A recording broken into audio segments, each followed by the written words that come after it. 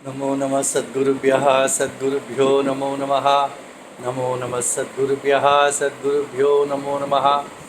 ज्ञानवैराग्यसम्पूर्णान् हरिभक्तिपरायणान् पूर्वाचार्यानहं वन्दे सम्प्रदायप्रवर्तकान् भगवत्पादमाचार्यं श्रीमद् रामानुजं मुनिं श्रीमदानन्दतीर्थं च रामानन्दयतिं हितं श्रीवल्लभं च निम्बार्कं कृष्णचैतन्यमेव च ज्ञानेश्वरं तथान्याञ्च पूर्वाचार्यान् स्मराम्यहम् आचार्येष्वपि सर्वेषु तारतम्यं विना कलौ शुद्धं भागवतं धर्मं जग्राह प्रेमिको गुरुः हरे रामेति कृष्णेति नाम संकीर्तनं सदा लोकक्षेमाय कुर्वन्तं प्रेमिकं सद्गुरुं भजे। श्री अण्णा द्वारा विरचित श्री वैष्णव संहिता के 6वें भाग का द्वितीय अध्याय। यहाँ पर बहुत ही सुंदर एक विचार श्री अण्णा रखते हैं चरित्र द्वारा कि बहुत सुंदर है, आप ही सुनिए। श्री सद्गुरु उवाच लौकिकं वैदिकं सर्वं कुर्वं कृष्णार्पणं नरः प्रेम स्वारस्य रसिको वसे यमुना तटे। वृंदावन में संत कैसे रहते हैं? लौकिक व्यापार भी उनसे नहीं होता, वैदिक अनुष्ठान भी नहीं कर पाते और सब कुछ कृष्ण को अर्पण कर दिया है। सब कुछ कृष्णार्पण कर कर प्रेम का आस्वादन करते हुए वृंदावन में रहते हैं। उपेक्षयैव लोकेषु विविक्तस्थानमागतः कालक्षेपम करोति एवं भक्तस्तु हरिचिंतना। ऐसे भक्त कैसे कर एकांत में रहते हैं और भगवत ध्यान करते हुए हरिचिंतन करते हुए एकांते प्रिय रहते हैं। एवमेव महाभक्तः व्यासदास इति श्रुतः सर्वशास्त्रात् तत्त्वज्ञः आसीत् राजपुरोहितः। राजा के पुरोहित, राजा के दरबार में पुरोहित होते हैं ना, विद्वान, वो व्यासदास नाम था उनका। बड़े भक्त थे, सर्वशास्त्र संपन्न थे। सर्वमेव परित्यज्य कामिनी कांचनादिकं कृष्ण भक्ताग्रगण्यं तम हरिवंशमुपेयिवा। व्यासदास हरिवंश के आश्रित हुए। जो हरिवंश जिन्होंने पत्नी बच्चे सबको त्याग दिया था, कौटुंबिक जीवन को ही त्याग कर निकुंज सेवा में लगे हुए थे।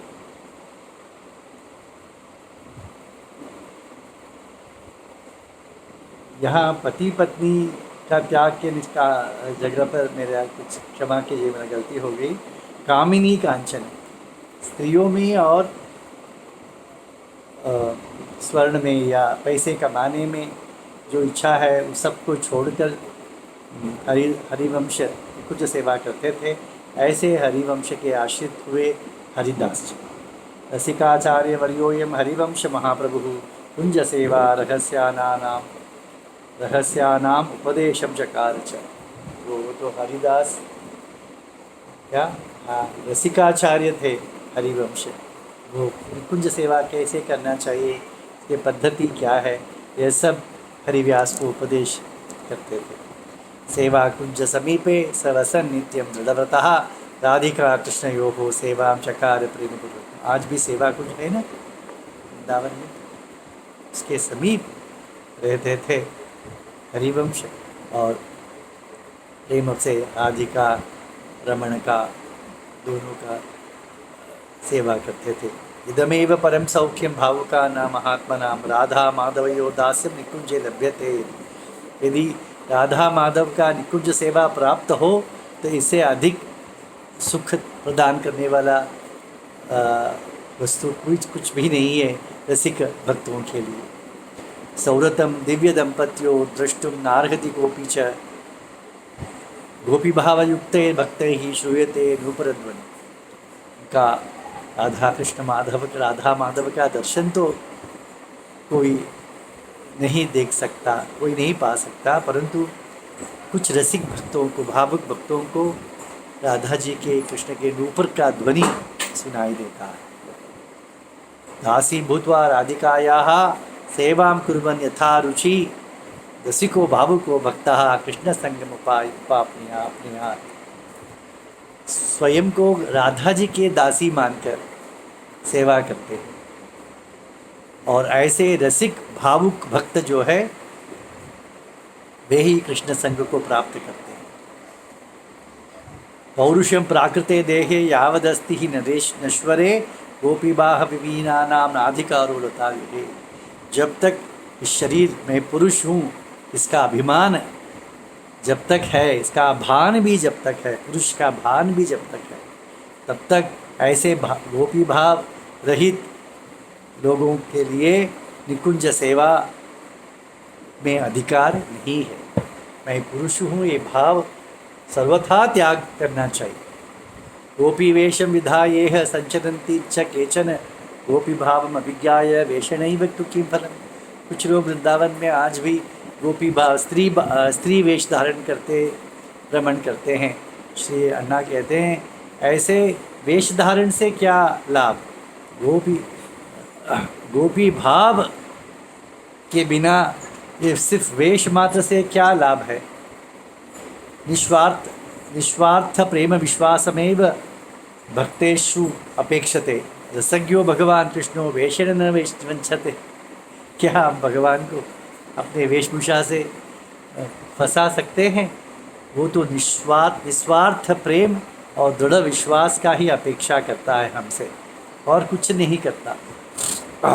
सिर्फ ये दृढ़ विश्वास नहीं है और निस्वार्थ प्रेम नहीं है तो वेश धारण करने से क्या लाभ? कृष्ण को फंसा नहीं सकते। भक्ताः संगम्य चान्योन्यं रसिका विष्णुवोत्तमाः कृष्ण राधादिभावेन रासनाट्यम प्रचक्रीरे।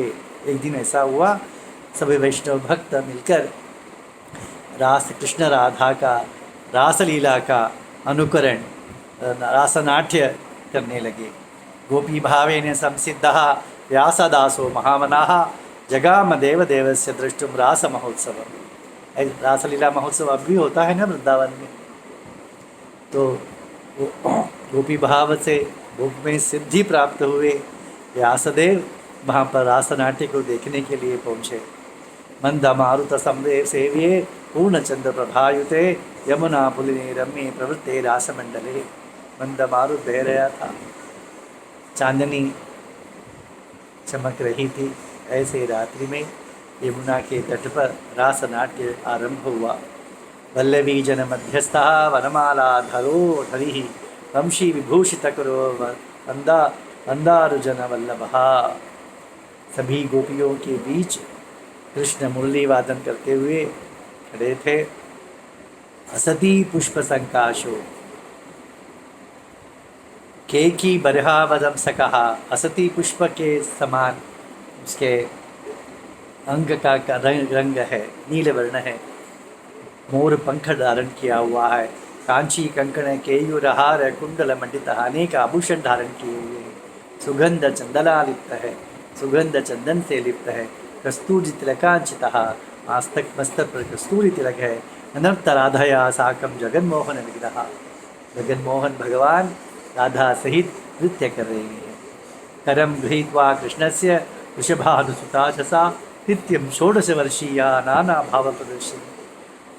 नित्य 16 वर्ष की राधा कृष्ण के हाथ को थामकर दोनों नृत्य करते हैं, नाना भाव प्रदर्शन करती है अपने मुख से श्री राधा जी। श्वेत चंपक वर्णाभा जगन्मोहन मोहिनी। कैसे हुए? श्वेत चंपक के रमान इतने दिव्य कांति है राधा जी के। जगन्मोहन, जगत को मोहित करने वाले, भगवान को भी मोहित करने वाली श्री राधा जी। अनर्थ पुलिने रम्ये क्वणत कनक नूपुरा। कृष्ण के संग नृत्य कर रही थी, उसके नूपुर बज रहे थे। विस्मृत्य सकलम लोकम कुर्वन्त्याः प्रेम तांडवम नूपुरो मधुरः लापो विच्छिन्नो निपतत भुवि। सब लोक का विस्मृति हो गई।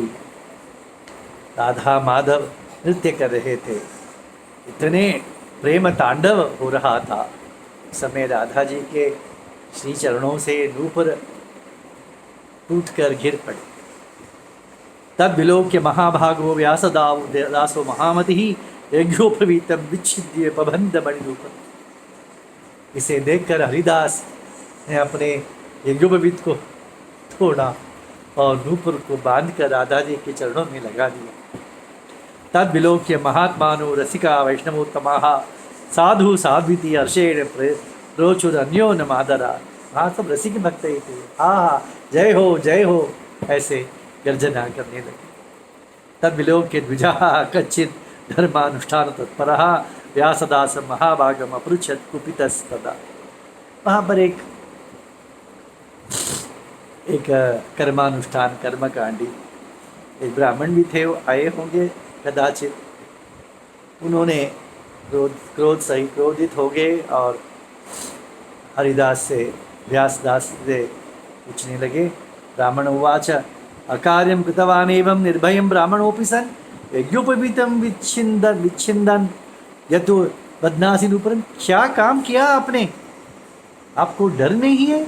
ब्राह्मण हो आप और यज्ञोपवीत को तोड़कर आप नूपुर बांधते हो, क्या कर रहे हो? व्यासदास उवाच, देखिए वो क्या उत्तर देते हैं। उपवीति च सफलम ब्राह्मण्यम सफलम च मे। आज ही मेरी ब्राह्मणत्व सफल हुई, आज ही मेरी योगोपवीत भी धन्य हुआ। एतदर्थम ही धर्तव्यम उपवीतम तो वैष्णवी।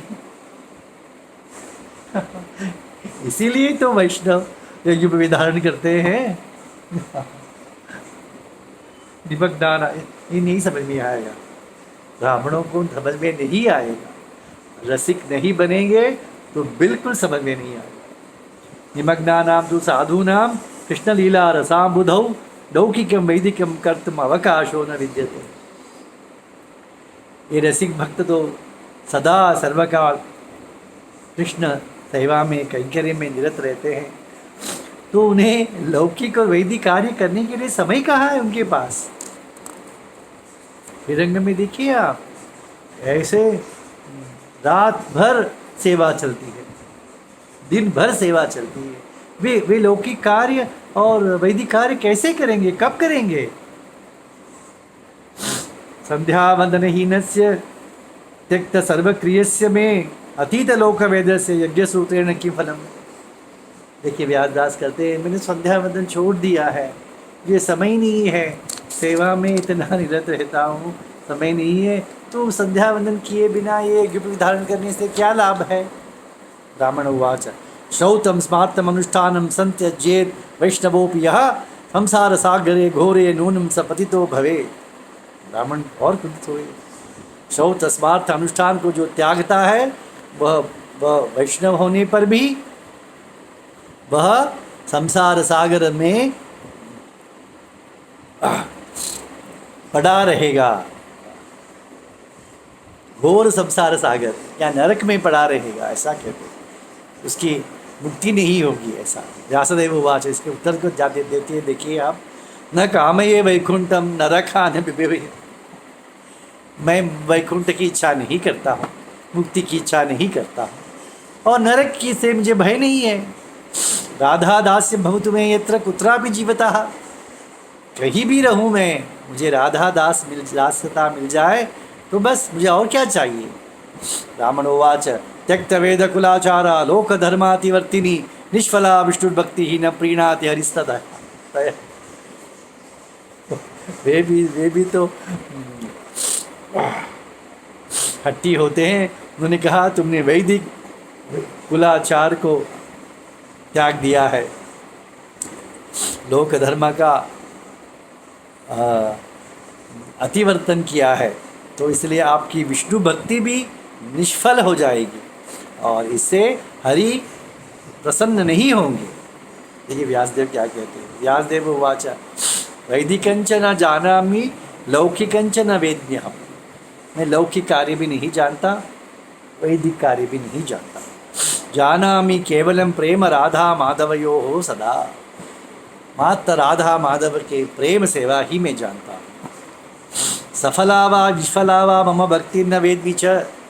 मेरी भक्ति सफल हुई या विफल हुई इसके मैं नहीं जानता। न मैं फलाभिसंधिश्च दास्ये राधा मुकुंदयोः। मैं राधा मुकुंद की जो सेवा करता हूँ वो किसी फल के लिए नहीं करता हूँ, वैकुंठ पाने के लिए या उनकी प्रसन्नता के लिए भी नहीं करता हूँ। यही तो अर्थ होता है मेरी भक्ति उन्हें सफल, भक्ति सफल कैसे होगी? उनकी प्रसन्नता से। तो कहते हैं मुझे प्रसन्नता भी उनकी नहीं चाहिए, मुझे वैकुंठ भी नहीं चाहिए, बस उनकी सेवा चाहिए। यही तो संप्रदाय, सत्संप्रदाय यही तो है। संप्राप्य राधिका दास्यम सफलम जीवित। लोगों को समझ में नहीं आएगा, उनकी बातें मत कीजिए।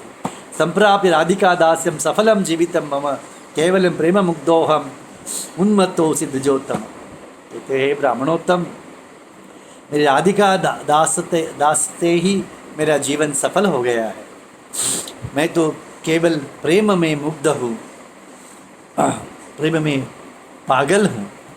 हे ब्राह्मणोत्तम, यत् सुखम कृपया शौर्य सांप्रतम इव जन्मनि जन्म जन्मी तन्मे से आदिति तुम देही मे वरम। उस ब्राह्मण से ही प्रार्थना करते हैं, आप मुझे ऐसी वर दीजिए कि इस जन्म में मुझे राधा कृष्ण का जो सेवा प्राप्त हुआ है, सेवा से जो सुख प्राप्त हुआ है, सेवा का सुख, वही मुझे हर जन्म में प्राप्त हो।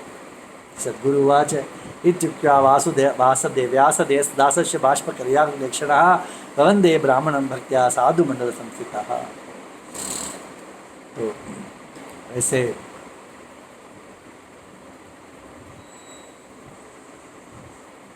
व्यासदेव इनके साधु मंडल जो स्थित ब्राह्मण था, उनको नमस्कार किया।